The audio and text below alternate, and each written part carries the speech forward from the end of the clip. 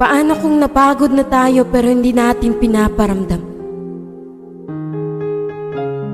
Paano kung gusto mo nang sumuko pero ang tanging pinapakita mo lang ay ang paglaban?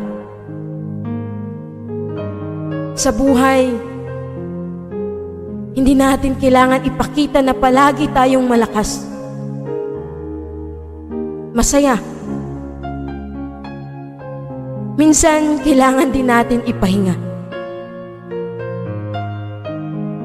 Ilabas ang bawat pagod at salita. Maraming hindi nakakaintindi. Pero ito, andito tayo sa realidad na kung saan tinatago natin ang sakit na nararamdaman.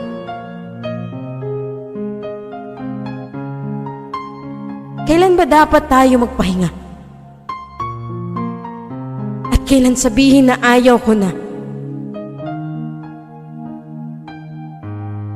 Kasi maraming pagkakataon na ang sarap bumalik sa umpisa. Na walang iba. Ang sarap mabuhay. Pero ang hirap mapagod. Sa mundong ito, hindi natin kailangan ipakita na masaya pa tayo. Kasi may mga oras na halos tayo ay sukong-suko na. May mga panahong ayaw mo na, pero pilit mong iniiwasan. Kasi ikaw lang ang mag-isa. Mag-isang dinadala ang sakit na dadarama. Alam mo yung pakiramdam na walang-wala ka na. Wala ka nang masabi.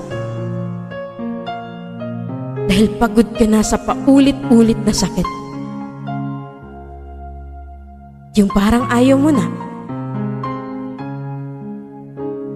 Napapagod tayo hindi dahil mahina. Napapagod kasi nangangarap at patuloy na lumalaban sa buhay.